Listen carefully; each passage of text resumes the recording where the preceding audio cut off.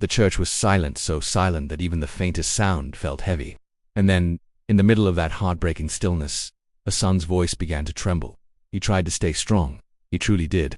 But when he looked down at the casket of his father, the man who had shaped his faith, his character, and his life, the tears came rushing forward. In that sacred moment, the world witnessed not just grief, but love in its purest, most vulnerable form. Today, we remember the life and legacy of Ron Kenoly, a man whose voice echoed through churches, stadiums, and hearts around the globe. Known for his powerful worship anthems and passionate ministry, Dr. Kenoly was more than just a gospel legend. He was a father, a mentor, and a spiritual guide whose influence reached far beyond the stage. But at his funeral, it wasn't the awards or the global recognition that people remembered most. It was the man behind the microphone, the father whose son stood before a grieving congregation, struggling to hold back his tears. As the service began, the atmosphere was filled with both sorrow and celebration. Friends, family members, fellow ministers, and longtime admirers gathered to pay tribute to a man who had dedicated his entire life to spreading hope through worship. Songs he once led were sung softly by the choir, their harmonies carrying an emotional weight that was almost overwhelming. Every lyric felt personal. Every note felt like a goodbye. When his son stepped forward to speak, the room shifted. You could see the courage in his eyes, but also the pain. He paused for a moment, taking a deep breath, as if trying to gather the strength his father had always taught him to find in difficult times. But this was different. This wasn't just another challenge. This was the loss of his hero. He began by thanking everyone for coming, his voice steady at first. He spoke about growing up in a home filled with music and prayer. He shared how his father would often rehearse worship songs late into the night, not for fame, not for applause, but because he truly believed every word he sang. He described mornings when his father would sit at the kitchen table with a Bible open, gently offering wisdom and encouragement. To the world, Dr. Ron Kenoly was a celebrated gospel icon. To his son, he was simply Dad. But as he spoke about the final days, about holding his father's hand, about the quiet conversations they shared when words were few but meaning was deep, his composure began to break.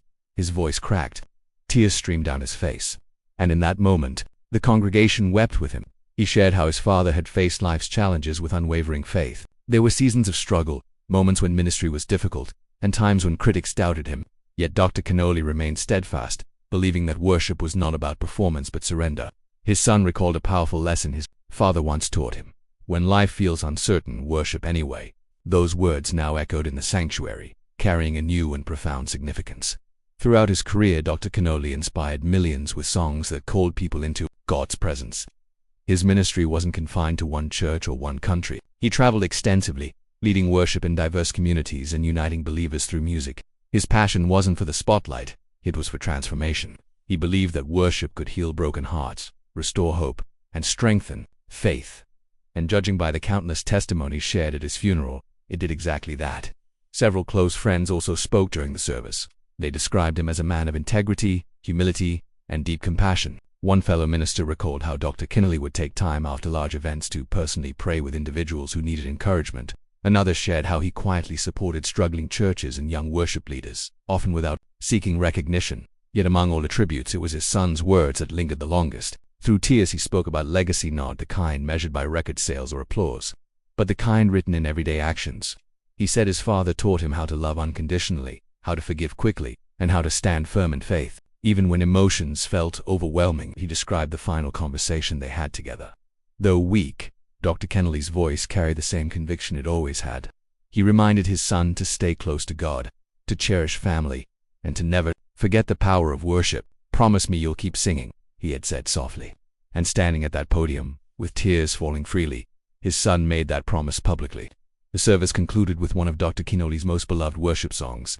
As the congregation rose to their feet, many lifted their hands, just as they had done so many times under his leadership. The music swelled, blending sorrow with gratitude.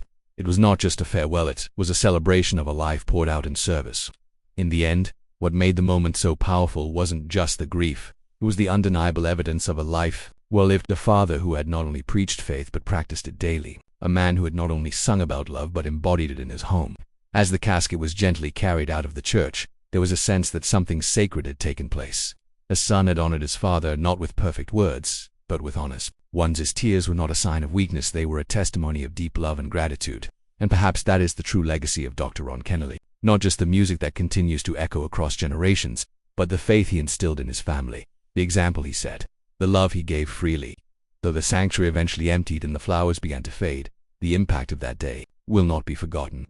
Because in the midst of sorrow, a powerful reminder emerged: when a life is lived with purpose, it leaves behind more than memories. It leaves behind a flame, one that continues to burn in the hearts of those who remain.